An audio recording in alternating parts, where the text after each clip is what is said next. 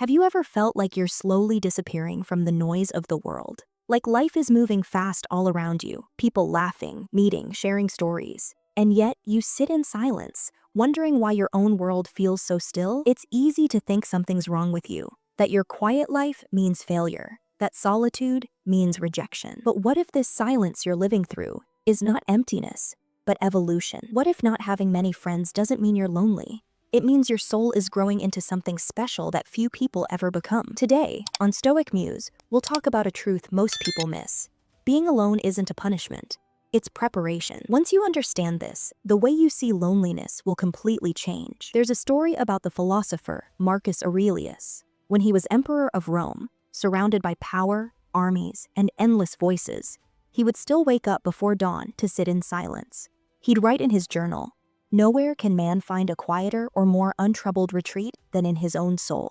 Even the most powerful man in the world understood, peace isn't found in noise, but in stillness.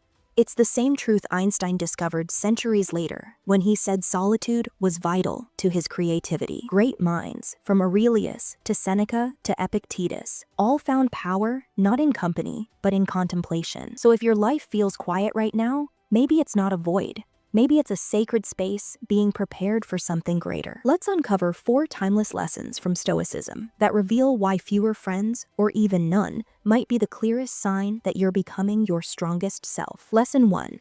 Depth doesn't survive in shallow water. If you've ever tried to talk about something real, something deep, and people around you just changed the subject or laughed it off, you've already seen this truth. The deeper your thoughts go, the fewer people can swim beside you. Marcus Aurelius said, "The soul becomes dyed with the color of its thoughts." If your thoughts are calm, honest, and purposeful, most of the world won't match your shade. And that's okay, because the more depth you carry, the harder it becomes to connect with those who only live on the surface.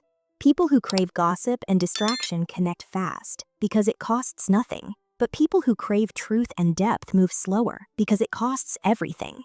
You don't connect quickly because your energy isn't cheap. You're not missing out, you're filtering out. And that's how strength begins. Lesson 2. Solitude is the gym where self-mastery is trained. Most people run from silence, not because it's boring, but because it's revealing. The moment they sit alone, they meet the one person they've avoided the most, themselves. But if you can face yourself, your fears, your regrets, your dreams, without running, then you've already reached a level of power very few people ever touch. Epictetus said, "If you want to improve, be content to be thought foolish and stupid." When you choose solitude instead of empty noise, the world might label you strange, but that strangeness is where transformation begins. Silence is not loneliness, it's self-mastery in progress. Think about it. Who's freer? The one who needs constant noise to feel alive, or the one who can sit in silence and still feel whole? Solitude, when used right, is not an absence of company. It's the presence of peace. Lesson 3. Quality always outweighs quantity. Picture this.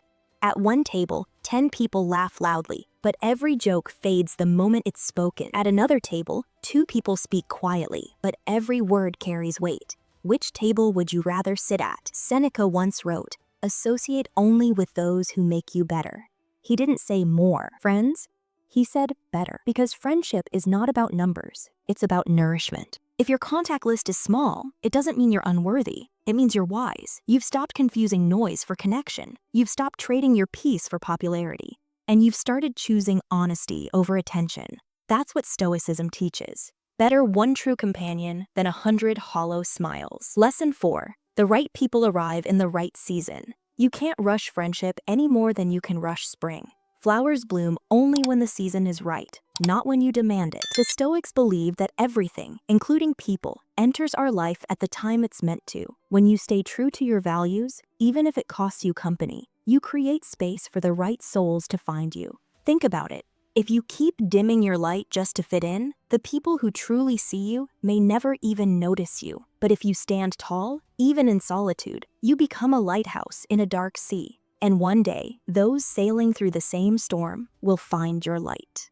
The quiet years you're living through right now aren't wasted. They're the foundation of something unshakable. So what does your lack of friends really mean? It means you've stopped chasing shallow approval. It means your peace is more important than popularity. It means you're no longer afraid to be misunderstood because you finally understand yourself. Remember this, Einstein found clarity in solitude. Marcus Aurelius ruled the world but found peace only within.